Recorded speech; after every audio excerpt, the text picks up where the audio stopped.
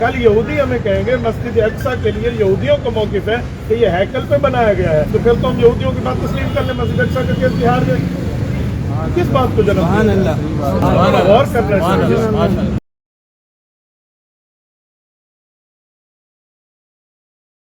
ज़रा में ये जिगर में ये जानान में ये जो बात करना है हम आपको वेलकम करें, इसके अलावा कोई बात नहीं ना हम आपसे कदर कलामी हम करते ही नहीं, वो आपका काम, उससे हमारा कोई सरोकार नहीं। मस्जिद के करीब आ गए ना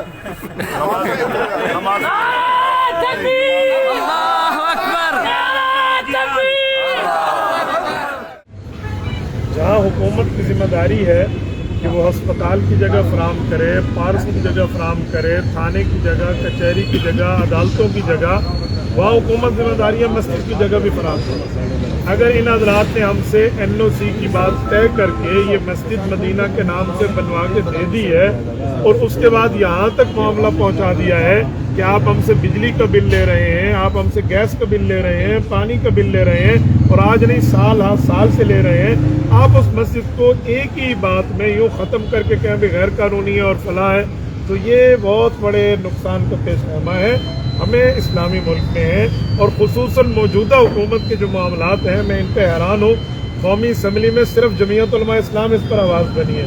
मैं बाकी हज़रात से गुजारिश करूँगा कि आपने जिनको वोट दिया है, आप अपने कैंडिडेट्स को इस बात पर तैयार करें कि वो अल्लाह के घर के लिए बात करें।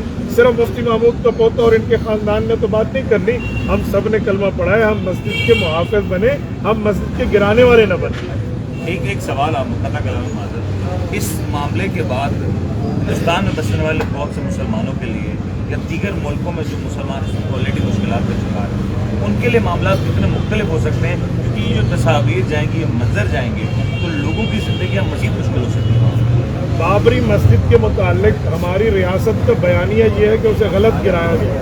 अयोध्या में इंडिया के अंदर बाबरी मस्जिद के लिए हिंदुओं का मौक़िफ़ ये है कि यहाँ पहले राम मंदिर था, उसको गिराकर मस्जिद बनाई। हमने कहा शरई तौर पे जब मस्जिद बन गई हम उसका पैवान, उसकी कीमत देने के लिए तैयार हैं।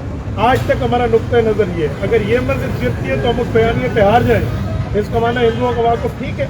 कल यहूदी हमें कहेंगे मस्जिद अक्सा के लिए यहूदियों का मौक़िफ़ है कि ये हैकल पे बनाया गया है, तो फिर तो हम यहूदियों की बात तस्लीम कर लें, मस्जिद अक्सा का केस बिहार में किस बात को जन्म और करना चाहिए।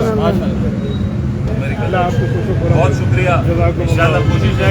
जी नाज़रीन, मदीना मस्जिद के यहाँ बाहर बिल्कुल उलमा कराम मौजूद हैं, इनसे गुफ्तगू करेंगे और कानूनी नुक्ता नज़र क्या है इनका और इन्होंने अब तक क्या कानूनी चाराजोई की है मदीना मस्जिद के हवाले से जो सुप्रीम कोर्ट कराची रजिस्ट्री में फ़ैसला आया था, इस हवाले से बात करेंगे। मौलाना मोहम्मद ग़ियास साहब सेक्रेटरी मालियात हैं जमीयत उलमा इस्लाम से, इनका ताल्लुक़ है, आपसे बात करेंगे। सर बहुत शुक्रिया, आपके वक्त के लिए मशकूर हैं।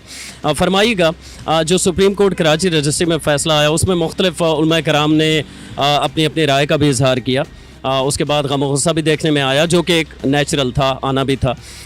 इस पे कानूनी चाराजोई अब तक आपकी जानिब से कोई वकील मुख्तस किया गया है, उसने क्या अब तक कानूनी चाराजोई की है?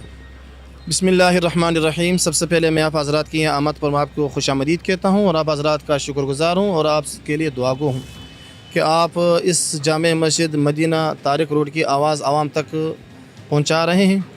मेरे साथ हमारे मेहमान हैं KPK से तशरीफ़ लाए हुए इसी मौजू पे, इसी एजेंडे पे हज़रत मौलाना अब्दुल वाहिद कुरैशी साहब दामत बरकातुहुल आलिया। जहाँ तक आपने सवाल किया कि कानूनी लिहाज से आप हज़रात ने अभी तक क्या किया है, क्या कर रहे हो, अल्हम्दुलिल्लाह तमाम कानूनी तकाज़े पहले भी हमने पूरे किए थे, तमाम डॉक्यूमेंट्स अल्हम्दुलिल्लाह हमारे मुकम्मल हैं, तमाम दस्तावेज़ात मुकम्मल हैं। अल्लाह के फ़ज़ल करम से कहीं किसी जगह कोई इबहाम नहीं है, किसी जगह कोई पेचीदगी नहीं है, लेकिन इसके बावजूद भी हमने सुप्रीम कोर्ट के इस आर्डर को रोकने के लिए वकला इकराम का पैनल तैयार किया है। वकला हज़रात का पैनल और उनकी टीम ये इस्लामाबाद भी जा चुकी हैं, आज भी अल्हम्दुलिल्लाह इनकी पेशी है, सुप्रीम कोर्ट गए हुए हैं। तो अदालती लिहाज से कोई किसी किस्म की कमी हम नहीं छोड़ रहे और न कोई कसर हमने छोड़ी और न छोड़ेंगे इंशाअल्लाह। न फ़िलहाल हम उम्मीद की बात कर सकते हैं, न यकीन की बात कर सकते हैं, न शक की बात कर सकते हैं। अदालत अगर इस तरह के जज्बाती फ़ैसले करेंगे और अगर इस तरह के اجرت پسندی سے کام لیں گے اور کسی کے کہنے پر اتنی بڑی عدالت اگر ایک دم فیصلہ سنائے، اب ہمیں بتایا جائے کہ اب سپریم کورٹ کے خلاف ہم کس کے پاس جائیں؟ یعنی لیس الشدید بالسرعہ انما الشدید الذی یملک نفسہ عند الغضب. اب ایک طرف سے پالوان سپریم کورٹ اور دوسری طرف سے ہیں آپ کا سٹی کورٹ کا کوئی وکیل، ان دونوں کو اگر مقابلے میں کھڑا کیا جائے تو جو سٹی کورٹ کا جو وکیل ہے اس کو تو ایسے پچھڑا جائے گا کہ اب اس کو نام و نشان نہیں رہے گا. اب ہم عدالت سے گزارش کر رہے ہیں کہ آپ کے بعد آپ کے حوالے سے نظر ثانی کے لیے ہم آپ کے علاوہ کس کے پاس جائیں؟ ظاہر بات ہمارے پاس ایک ہی راستہ ہے، ہم قانونی راستے سارے پورے کر رہے ہیں اور کیے ہیں اور کریں گے انشاءاللہ، آخر تک جائیں گے قانونی لحاظ سے. ایک ہی راستہ ہمارے پاس ہے، عوامی عدالت ہے. اب عوامی عدالت میں ہم گئے ہیں، سپریم کورٹ کے تمام تقاضوں کو بھی پورا کر رہے ہیں، عوامی عدالت کو بھی ہم دیکھ رہے ہیں. اس کے بعد پھر حکمران کی ذمہ داری بنتی ہے کہ اپنے سپریم کورٹ کے حوالے سے وہ کیا فیصلہ کرتے ہیں، کیا ان کو مجبور کرتے ہیں، یہ حکمرانوں کی ذمہ داری ہے. اور خاص کر صوبہ سندھ کے حکمران، یہاں کے وزیر اعلیٰ محترم جناب سید مراد علی شاہ صاحب کی ذمہ داری بنتی ہے کہ وہ ان چیزوں کو دیکھ لے، کہیں خدا نخواستہ نقص امن کا مسئلہ کھڑا نہ ہو. مفتی صاحب یہاں موجود ہیں، عبدالواحد صاحب. تو سر آپ کام کے لیے آئے، خصوصی مدینہ مسجد کے بعد جو سپریم کورٹ کا فیصلہ ہے اس کے بعد آپ تشریف لائیں اس کے لیے، تو آپ علماء کرام، تمام مکاتب فکر کے علماء کرام سے آپ کیا توقع رکھتے ہیں کہ وہ اس پہ یک زبان ہے اس سارے معاملے پہ کہ مسجد جو ہے وہ کسی صورت شہید نہیں ہونی چاہیے؟ سب سے بنیادی اور پہلی بات کہ علماء کرام کے اندر اس مسئلے میں کسی قسم کا کوئی اختلاف موجود نہیں ہے. اللہ کا گھر جو ہوتا ہے، جب وہ ہم اللہ کے گھر کو دے دیا تو وہ اللہ کی ملکیت میں آ گیا. اس کے لیے بلا تفریق مذہب، بلا تفریق مسلک، ہم اس پر ایک ہیں کہ اللہ کا گھر بن جائے تو وہ اللہ کا گھر ہوتا ہے. بلکہ احتیاط تو ہمارے اکابر بزرگوں نے فتاوی میں یہ لکھ دی ہے کہ اگر کسی جگہ زمین پر اللہ کا گھر بنا دیا جائے اور کوئی غاصب اگر کسی کا زمین غصب کر کے بناتا ہے تو غاصب کو جیل میں ڈالو، لیکن اس کا تیوان ادا کر کے اس کی جگہ اللہ کے گھر کو قائم رکھا جائے. غاصب اگر کوئی اس کی آڑ میں کوئی دکانیں بنی، ہم اس کے لیے بات نہیں کر رہے، کوئی گھر بنے ہم اس کے لیے نہیں کہہ رہے، ہم اللہ کے گھر کے لیے بیٹھے ہیں، نہتے بیٹھے ہیں، پرامن بیٹھے ہیں، ہمارا قانونی آئینی حق لے کر عوامی عدالت میں بیٹھے ہیں. اور اس مسئلے پر جملہ علماء کرام کی ایک آواز ہے. کریں گے کیا؟ لاہ عمل کیا ہوگا؟ حضرت ہم عوامی عدالت میں بیٹھے ہیں، ہماری مسجد کی اینٹ بعد میں گرے گی، ہماری جان اس پر پہلے پیش ہوگی انشاءاللہ، یہ طے ہے. ہم ایک معاملے کو سیریس دیکھ رہے ہیں، اس معاملے پر یک آواز ہے تو ہم بیٹھے ہوئے ہیں، ہم نے ہتھے ہیں، ہم نے کوئی ان کے خلاف ایکشن نہیں لینا، کوئی اس کے کلاشنکوف کلچر کی بات نہیں ہے، ہم اپنی جان لے کر بیٹھے ہیں. آپ دیکھیں اللہ کے گھر میں درویشوں کی طرح بیٹھے ہیں، پہلے ہمارے اوپر بات آئے گی، بعد اللہ کے گھر پر آئے گی.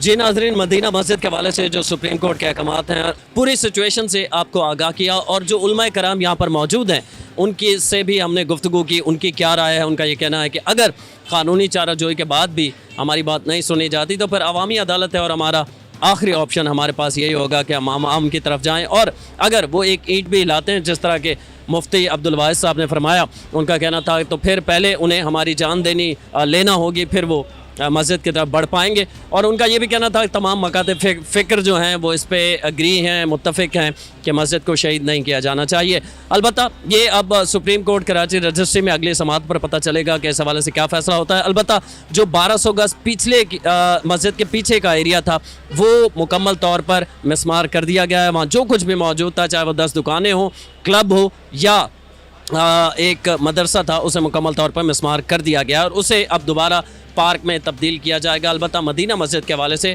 ابھی فیصلہ نہیں ہو سکا ہے. عرفان حیدر کو PCHS طارق روڈ سے اجازت دیجیے. اللہ نگہبان. تبارك الذي نزل الفرقان على عبده ليكون للعالمين نذيرا.